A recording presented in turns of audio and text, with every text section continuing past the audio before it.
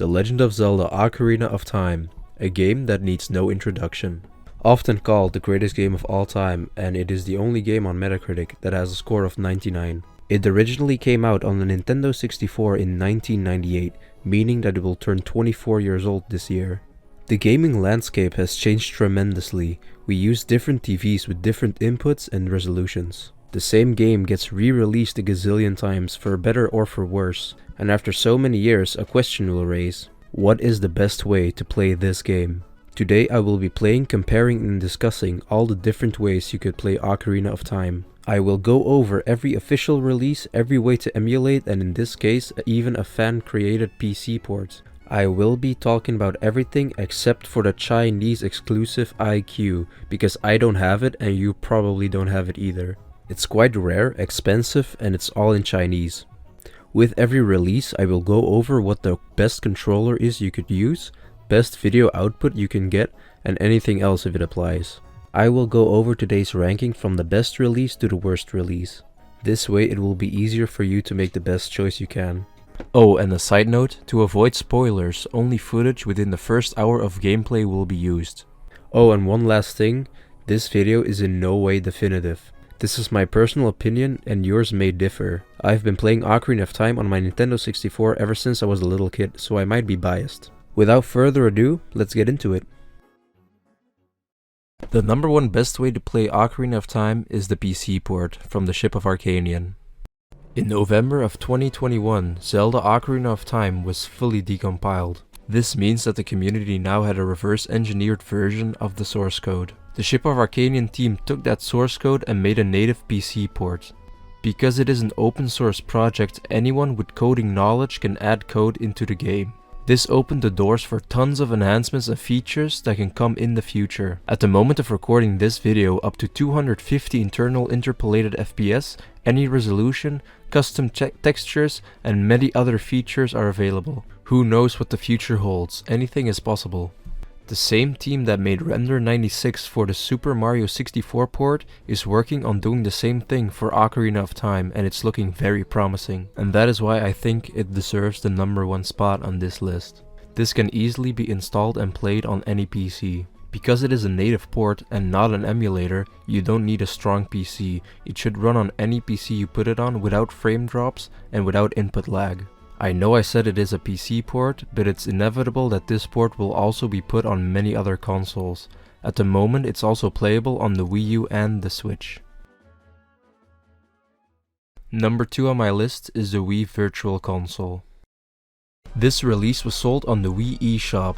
That has since been closed, meaning the only way you can still get it is through the homebrew channel and installing a WAD file. This is probably the most accurate version of the Nintendo 64 release that Nintendo has ever sold since the original. There are barely any frame drops throughout and is all in all a stable and good version of the game. Instead of the original 240p resolution the Nintendo 64 had, you now have the option to use 480p, that's 4 times the amount of pixels. I use the Wii HDMI converter, which is not the greatest quality, but it's cheap. The best quality you would probably get is the component cables connected to an open source scanner. If your Wii has the Gamecube ports at the top, the best controller of choice would be the Wavebird, which is the one I used. Besides that, the classic controller is an excellent choice. Something else I want to mention is the Redux mod. It's a mod you can put on your Wii that gives Ocarina of Time some great quality of life features. Personally, I find the most important features are the boots on the D-pad and faster text, because the text in the vanilla game is way too slow in my opinion. If it's your first time playing, it's not that bad, as you should read everything in order to understand the story. But for someone like me, the longest time my only option was to play the Japanese version, as it had faster text than any other version of the game. Now that I'm talking about regional differences, don't play the PAL release. In Europe, games ran slower, at 50 Hz instead of 60. That's already pretty bad on its own, but Ocarina of Time runs at 20 FPS, meaning it runs around 18 FPS in Europe. If you live in Europe like me, it's very easy to change your Wii's region using homebrew applications. All in all, this is probably the best and most accurate version of Ocarina of Time Nintendo ever released. Number 3 is Ocarina of Time 3D, the 3DS remake. In 2011, the Ocarina of Time 3D remake was released and developed by Japanese game developers Grezzo. This is a faithful remake that includes better graphics and some nice quality of life changes. The addition of gyro aiming and being able to put boots on item buttons was a very welcomed feature. This made the water temple a little less tedious. Aside from a few differences, the graphics are the most changed aspect. Some people find these graphics too bright and childish compared to the original. I personally don't mind the new graphics, as they look amazing on a 3DS screen in my opinion. I'm a little biased though, towards the older graphics. The pre-rendered backgrounds look cool to me, but I seem to be alone with this opinion. The 3DS replaces this with 3D rendered backgrounds, which definitely look way better. I'm just not so graphics focused, so I don't care which one is more detailed or more realistic. I care more about the feel and atmosphere it gives, but I digress. The 3DS looks and plays amazing. One big improvement was the bump up from 20 FPS to 30 FPS. This is very noticeable and looks very smooth. I would say that this is probably the most new player friendly version, as there are Sheikah stones that will give you hints on what to do if you're stuck. They're completely optional and you can just pass them if you want. If this is your first time playing, you will have a great time. Number 4 is a 3DS remake using Citra, the 3DS emulator.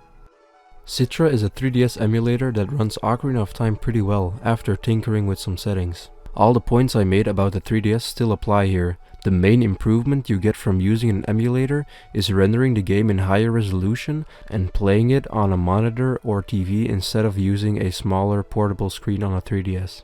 Ocarina of Time 3D's graphics scale beautifully to a higher resolution. The only downside you will get with emulation is higher input lag, and I found controlling Link a little more difficult and less accurate.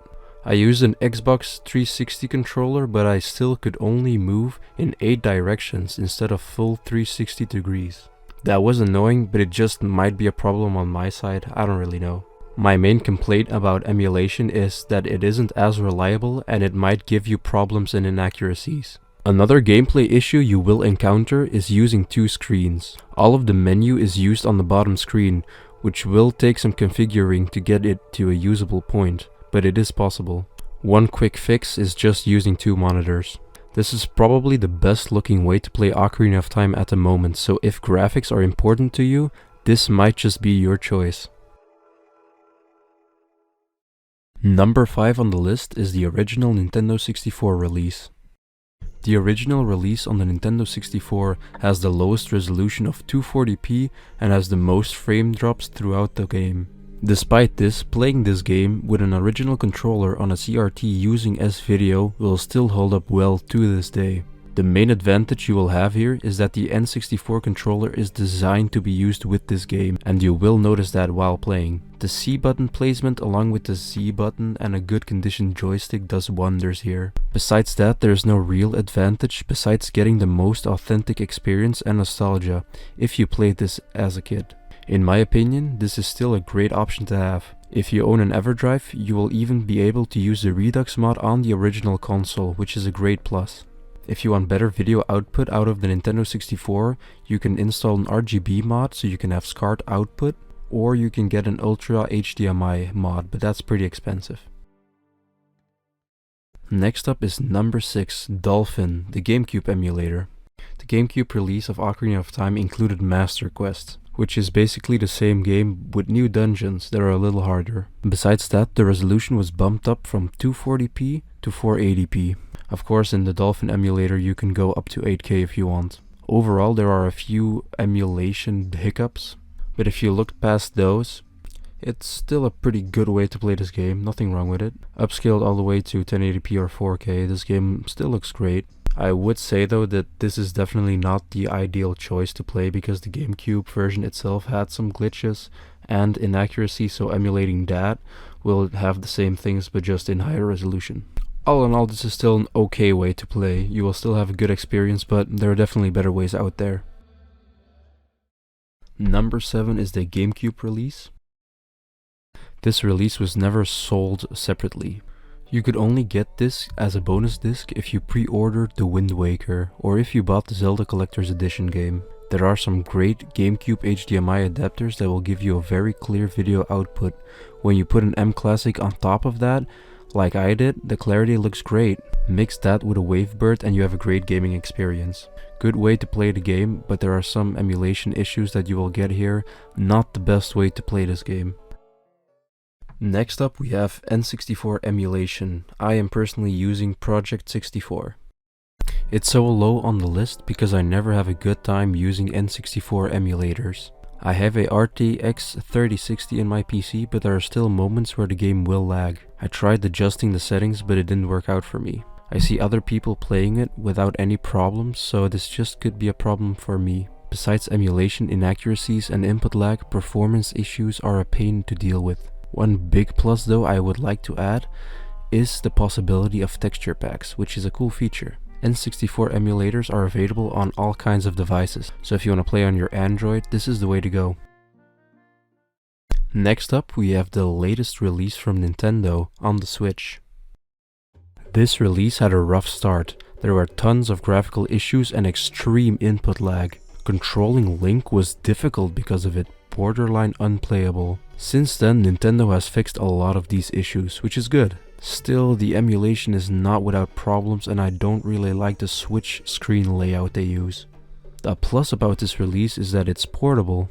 Besides that, there's not really much to say, except that I'm disappointed with Nintendo here. And the last release I will be talking about is the Wii U Virtual Console. Getting footage for this video was the least enjoyment I ever got out of playing Ocarina of Time. The visuals look bland and the input lag is horrible. The only good thing I can say about this release is that the controller choices you get are pretty good. The Wii U gamepad is a comfortable controller in my opinion, and so are the Wii U Pro controllers and the classic controllers.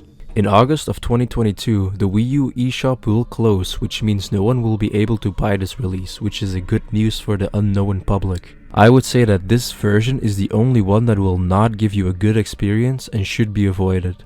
If you were to play this way for the first time, you would not enjoy one of the best games ever made, and if you were to replay it for the first time since you were young, it will disappoint you. And that is why I ranked this one the lowest. And that concludes this video. Everything was captured by me using an Elgato HD 60S Plus connected to an Mclassic. I had a lot of fun capturing the footage and making this video. I am planning on making more best way to play videos about other games. If you have a suggestion for a game, please let me know. In case you enjoyed the video, drop a like, subscribe and tell me what you thought of the video. Thanks for watching.